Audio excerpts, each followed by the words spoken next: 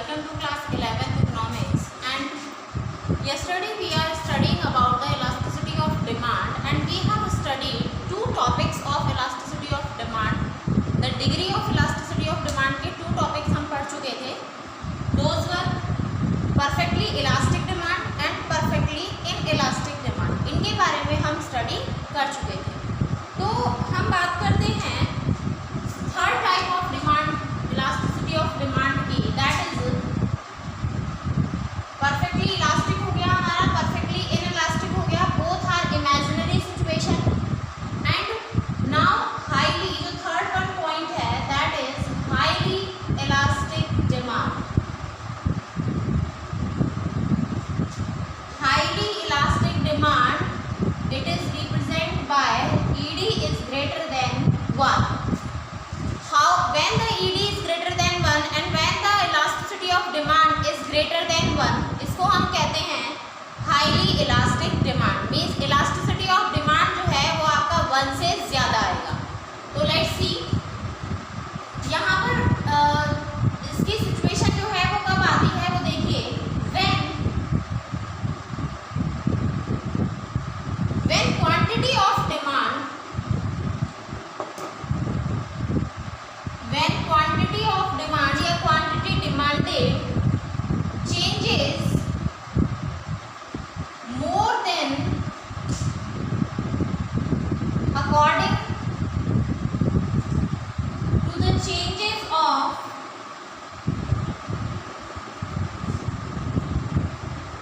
price of the commodity.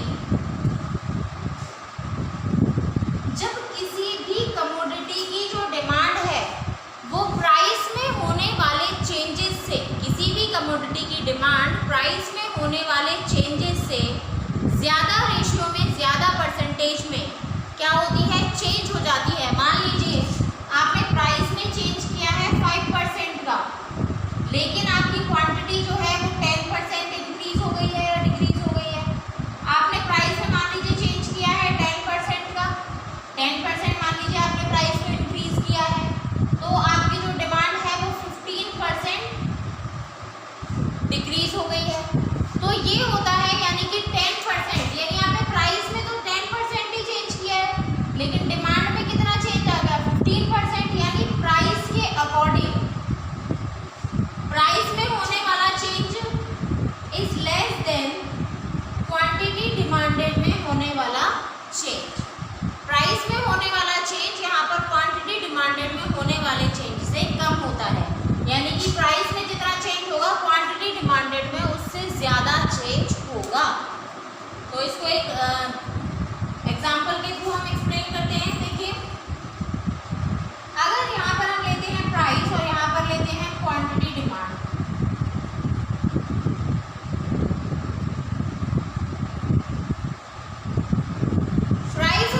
Demand हम यहाँ पर ले रहे हैं. अगर देखिए प्राइस जो है वो मान लीजिए ₹10 है, तो ₹10 पर हम डिमांड कर रहे हैं क्वांटिटी 10 की, यानी 10 यूनिट्स हम परचेज कर रहे हैं. अब यहाँ पर मैंने मान लीजिए जो प्राइस है वो मैंने कर दिया 9. प्राइस मैंने ₹1 कम किया है, लेकिन क्वांटिटी 1 यूनिट कम नहीं हुई, क्वांटिटी हो गई यहाँ पे 7. मान लीजिए मैंने यहाँ पर प्राइस कर दिया 15, मैंने यहाँ पर प्राइस कितना कर दिया 15, सॉरी इसमें यहाँ पर प्राइस कम हो रहा है तो ये इंक्रीज होगा, इसको 30 कर दीजिए यहाँ पर, क्योंकि यहाँ पर प्राइस डिक्रीज हो रहा है तो डिमांड इंक्रीज होनी चाहिए ना. तो यहाँ पे प्राइस तो ₹1 से कम हुआ है, लेकिन डिमांड भी फिर ₹1 ही इंक्रीज होनी चाहिए थी, लेकिन डिमांड कितनी इंक्रीज हो गई, 13, यानी 3 यूनिट्स. अब यहाँ पर प्राइस मैंने इंक्रीज कर दिया, 9 से 15 कर दिया, यानी कि 6 यूनिट्स, ₹6 जो प्राइस है वो मैंने इंक्रीज कर दिया. तो क्वांटिटी डिमांडेड जो है वो कितनी हो गई, क्वांटिटी डिमांडेड कितनी बढ़नी चाहिए थी, कम होनी चाहिए थी, 6 कम होनी चाहिए थी, लेकिन यहाँ पर क्वांटिटी डिमांड कितनी हो गई 12. यानी कि जितना प्राइस में चेंज आ रहा है क्वांटिटी डिमांडेड में होने वाला चेंज उससे बहुत ज़्यादा है.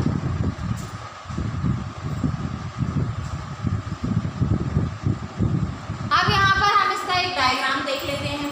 देखिए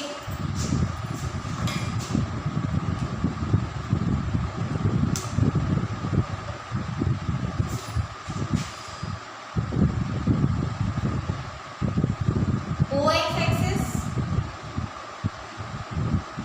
एक्सिस पर आप लेंगे क्वांटिटी ऑफ डिमांड या demand quantity demanded of a commodity, यहाँ पर आप लेंगे प्राइस ऑफ अ कमोडिटी। आपको यहाँ पर देखना है इसका जो डायग्राम होगा वो स्टीपर होगा। देखिए यहाँ पर मान लीजिए इतनी प्राइस है, ओपी प्राइस पर हम क्वांटिटी परचेज कर रहे हैं ओक्यू। ओपी प्राइस पर हमारे द्वारा जो क्वांटिटी परचेज की जा रही है वो है ओक्यू। अब हम बात करते हैं कि हमने प्राइस को इतना इंक्रीज कर दिया, प्राइस आपने ओपी से और ओपी वन कर दी, यानी कि इतनी आपने इंक्रीज कर दी, 5% आपने प्राइस इंक्रीज कर दी। अब जो आपकी क्वांटिटी है वो देखिए, आपकी क्वांटिटी जो डिक्रीज हो रही है वो कितनी हो रही है, 10%। यानी पहले वो इतना यूज कर रहा था, देखिए हमने प्राइस तो सिर्फ इतनी सी इंक्रीज की है, प्राइस हमने सिर्फ इतनी सी इंक्रीज की है और डिमांड हमारी कितनी सारी कम हो गई। ऐसे ही अगर हम प्राइस, इतनी ही प्राइस हम यहाँ पे क्या करते हैं,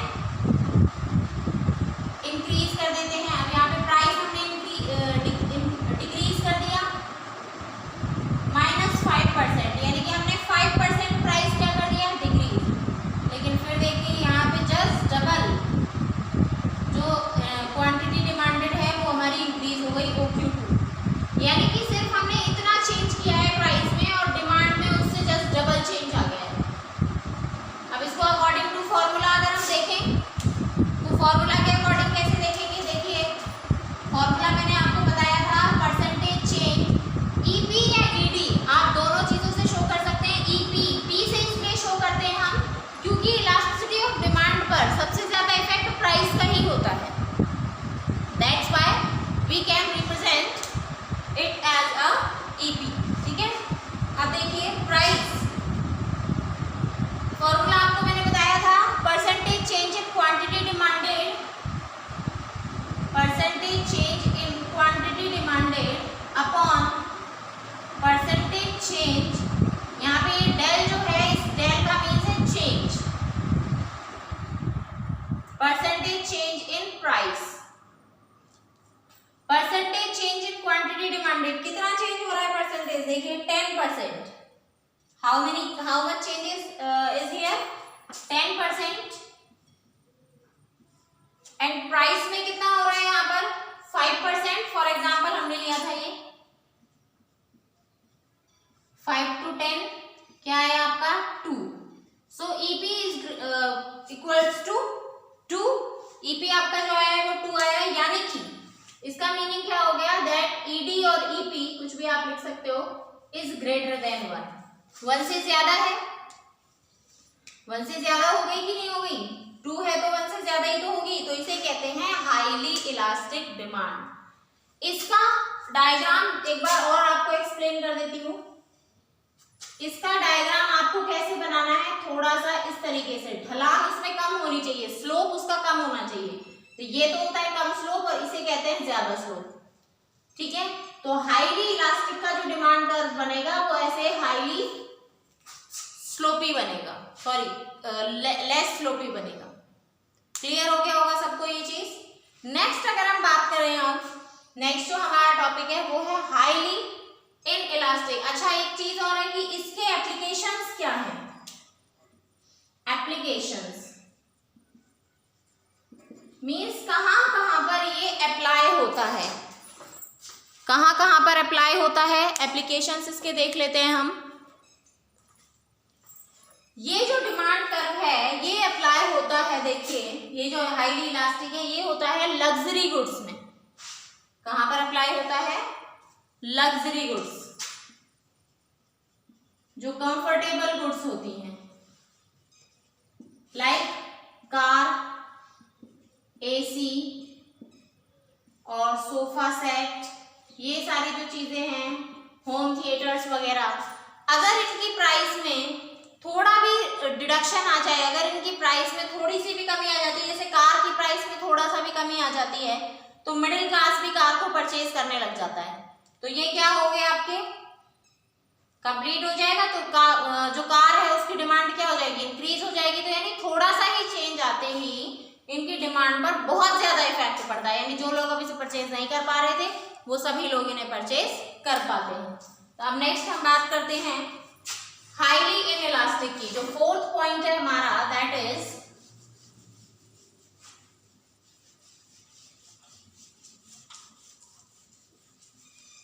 highly inelastic demand.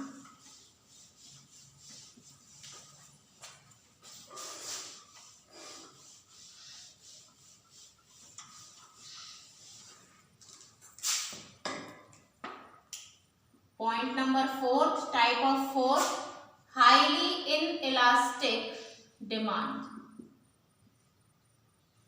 Highly inelastic demand, that means ED is less than 1. Means elasticity of demand is less than 1. Let's see. Elasticity of demand less than 1 कब होता है, जब आपका जो परसेंटेज चेंज इन प्राइस है, यानी आपका जो चेंज प्राइस में जो चेंज हो रहा है वो तो आपका बहुत ज्यादा है, लेकिन जो आपका क्वांटिटी डिमांडेड में जो चेंज हो रहा है वो आपका बहुत ज्यादा कम है। यानी कि परसेंटेज चेंज प्राइस में होने वाला चेंज आपकी क्वांटिटी में चेंज होने से कम है। यानी कि अगर मान लीजिए प्राइस में 5% चेंज हो रहा है तो डिमांड में 2% ही चेंज हो रहा है, या इसमें अगर 10% चेंज हो रहा है तो इसमें 5% ही चेंज हो रहा है। यानी कि प्राइस में होने वाला चेंज डिमांड में होने वाले चेंज से बहुत ज्यादा होता है। इसे हम कहते हैं हाईली इनइलास्टिक डिमांड। ये होती है हाईली इनइलास्टिक डिमांड। अगर आप इसको डायग्राम के थ्रू देखें,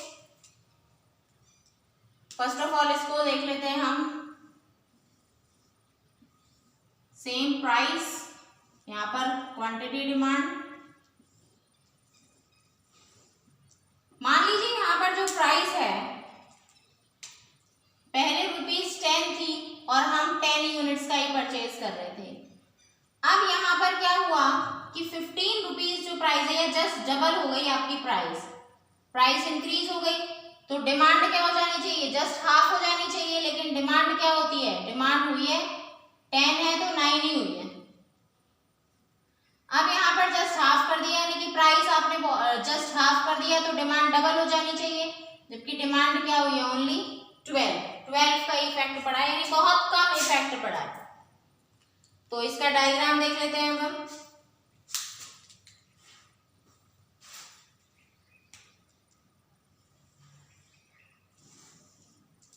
ये आपका OX एक्सिस, यहाँ पे आपका प्राइस, क्वांटिटी डिमांड, ये है आपका हाईली इलास्टिक। ये देखिए यहाँ पर प्राइस है OP प्राइस पर OQ, आपका OP प्राइस पर क्या है, OQ आपकी डिमांड है। अब जैसे ही आपने देखिए इतना ज्यादा आपने क्या किया है, प्राइस को इंक्रीज कर दिया, मान लीजिए 10% इंक्रीमेंट कर दिया आपने। अब ये देखिए आप डिमांड में कितना सा चेंज आ रहा है। आपने प्राइस तो इतनी चेंज की है, इतनी ज्यादा इंक्रीज कर दी, लेकिन डिमांड में कितना सा चेंज आया, जस्ट हाफ ही आया है। सेम ऐसे ही आपने यहाँ पर 10% लेस कर दिया इसको, तो डिमांड में कितना चेंज आया है, ओनली 5%। OQ2 OQ1 ये आपका हो गया, यानी कि डिमांड प्राइस में होने वाला चेंज डिमांड में होने वाले चेंज से बहुत ज्यादा है। तो इसको फॉर्मूला के अकॉर्डिंग देख लीजिए, ED is equals to percentage change in QD upon percentage change in price. Percentage change क्या है, क्वांटिटी डिमांडेड में कितना चेंज हो रहा है, 10%। प्राइस में कितना चेंज हो रहा है, सॉरी क्वांटिटी डिमांडेड में कितना हो रहा है, 5%। प्राइस में कितना चेंज हो रहा है आपका, 10%। तो क्या आ गया आंसर आपका 0.5, ये आ गया आपका 0.5। अब 0.5 क्या है? लेस देन 1, तो ED is equals to less than 1। अब ये जो सिचुएशन है ये किस में अप्लाई होती है? ये होती है जैसे देखिए फूड ग्रेन्स में, यानी अनाज में। देखिए अनाज जो है वो एक नेसेसरी गुड्स ही आती है, ये नेसेसरी गुड्स में अप्लाई होती है। सॉल्ट में भी अप्लाई होती है, ये सॉल्ट है, वाटर है।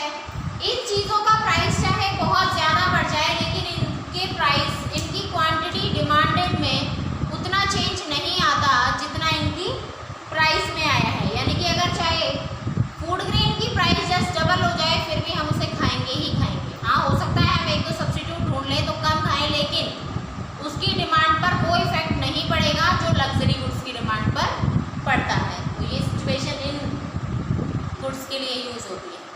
नेक्स्ट अब हमारा टॉपिक है unit elastic demand.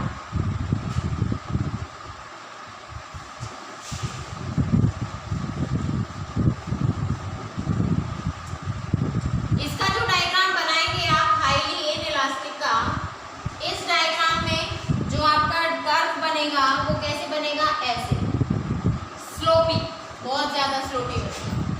Fifth point है हमारा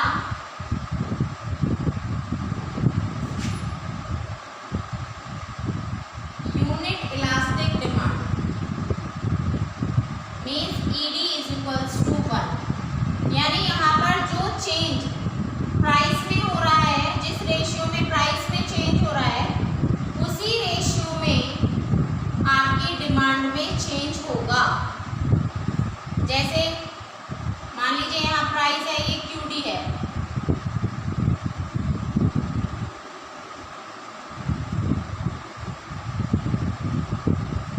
इसमें देखिए मान लीजिए ₹10 प्राइस था, अब प्राइस आपने कर दिया, यहाँ पे 10 यूनिट्स परचेज करे थे, प्राइस को आपने हाफ कर दिया तो आपकी जो क्वांटिटी डिमांड है वो क्या हो जाएगी? Just double. आपने प्राइस को यहाँ पे डबल कर दिया तो क्वांटिटी डिमांड क्या हो जाएगी? हाफ। तो ये होगा हमारा डायग्राम बना के देख लीजिए। Quantity demand O X axis, O Y axis, यहाँ पर जो बनेगा वो इस तरीके से बनेगा, यानी कि बिल्कुल इक्वल। देखिए ये हमारा डिमांड कर्व है ईडी, यहाँ पे इतनी प्राइस थी तो क्वांटिटी हम वो क्यों परचेज कर रहे थे। अब आपने 5% प्राइस इंक्रीज की है तो डिमांड भी कितनी डिक्रीज हुई है? 5%। आपने 5% प्राइस डिक्रीज की है तो डिमांड भी कितनी इंक्रीज हुई है? ओनली 5% डिक्रीज हुई है। तो ये है हमारा, दोनों का इक्वल आता है। इसको फॉर्मूला में आप रख के देख लीजिए, देखते हैं फॉर्मूला में रख के सेम आएगा। Percentage change in quantity demanded, तो percentage change in quantity demanded कितना है? Percentage change in quantity demanded upon percentage change in price. तो percentage change in quantity demand कितना है? 5, और प्राइस में भी कितना है? 5, यानी कि 1। तो E D is equals to 1। ये हो गया हमारा proof, E D is equals to 1। तो ये हो गई हमारी 5 डिग्रीज। अब ये जो यूनिट इलास्टिक डिमांड है ये सिचुएशन में यूज होती है किसमें? जैसे बाइक, नॉर्मल जो हमारी चीज़ें हैं जैसे बाइक, टीवी, जो लग्जरी गुड्स में भी नहीं आती और नेसेसरी गुड्स में भी नहीं आती, जो मिडिल जो थिंग्स होती हैं उनके अंदर इनका यूज़ किया जाता है। टीवी है, बाइक है,